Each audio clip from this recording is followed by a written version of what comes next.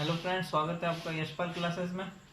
हमने पिछली क्लास में रेगुलेटिंग एक्ट के बारे में पढ़ा था। चलिए आज पढ़ते हैं चार्टर एक्ट ऑफ 1781, 1781 का चार्टर एक्ट। इसे एक्ट ऑफ सेटलमेंट भी कहते हैं, द अमेंडिंग एक्ट भी कहते हैं।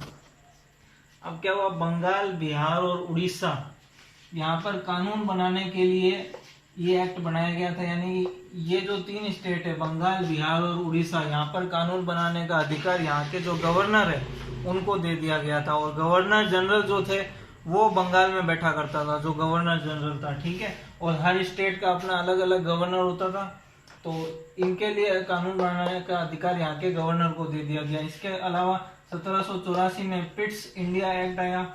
इसके तहत बोर्ड ऑफ कंट्रोल की स्थापना की गई। अब बोर्ड ऑफ कंट्रोल की स्थापना क्यों की गई? सैन्य, सरकार और राजस्व मामलों के नियंत्रण के लिए।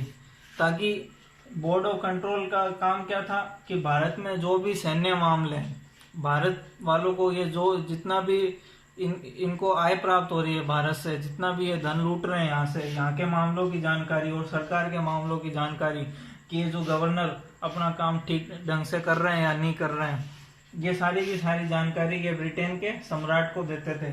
इसके अंदर 6 सदस्य होते थे बोर्ड ऑफ कंट्रोल में, और इन 6 सदस्यों की नियुक्ति कौन करता था? डायरेक्ट ब्रिटेन का जो सम्राट होता था वो इनकी नियुक्ति करता था, ठीक है फ्रेंड्स। चलिए फ्रेंड्स, अब देखते हैं 1833 का चार्टर एक्ट ऑफ 1833। इस एक्ट के तहत बंगाल का जो गवर्नर जनरल था उसको इंडिया का गवर्नर जनरल बना दिया गया। यानी कि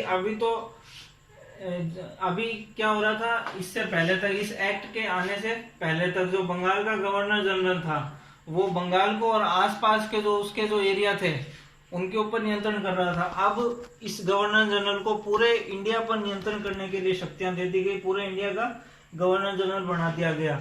और बंगाल का जो लास्ट गवर्नर जनरल था वो कौन था? लॉर्ड विलियम बेंटिंग, और ये इंडिया का फर्स्ट गवर्नर जनरल बना, ठीक है फ्रेंड्स। उसके बाद में ब्रिटिश ईस्ट इंडिया कंपनी जो यहाँ व्यापार करने आई थी और जो ब्रिटेन के सम्राट के अधीन काम करती थी, ब्रिटेन राजशाही के अधीन काम करती थी, उसके सभी अधिकार समाप्त कर दिए गए और ब्रिटिश राजशाही के अधीन कर दिया गया। यानी कि उसके अंदर जो उच्च पद होंगे इस कंपनी में, उन उच्च पदों पर ब्रिटिश सम्राट और उसके उत्तराधिकारी बैठेंगे और वो इस पर पूरी तरह से नियंत्रण करेंगे। और लॉर्ड मैकाले के नेतृत्व में एक लॉ कमीशन बना। इस लॉ कमीशन का काम क्या था? भारत के लिए कानून बनाना।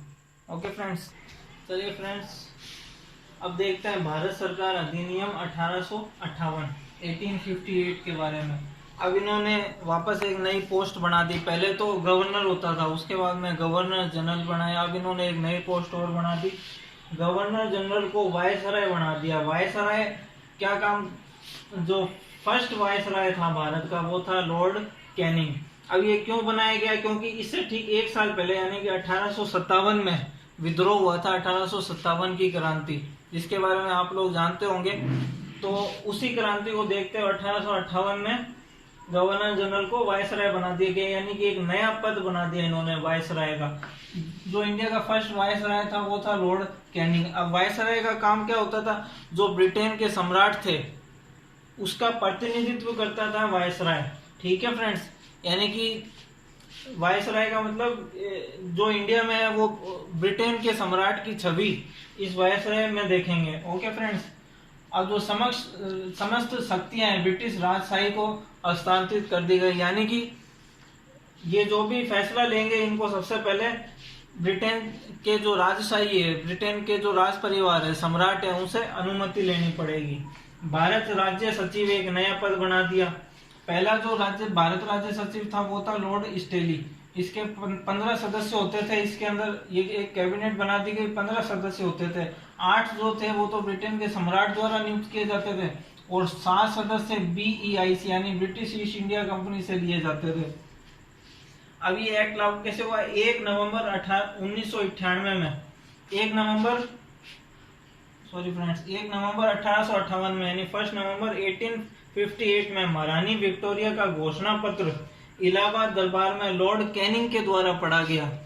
और जो भारत के जो शिक्षित वर्ग के लोग थे उन्होंने इसको अधिकारों का मैग्ना कार्टा कहा था। इसके अंदर सभी घोषणा की गई किस तरह से आगे की रणनीतियां बनाई जाएगी। चलिए फ्रेंड्स देखते हैं भारतीय परिषद अधिनियम 1861 इंडियन काउंसिल एक्ट 1861 के बारे में।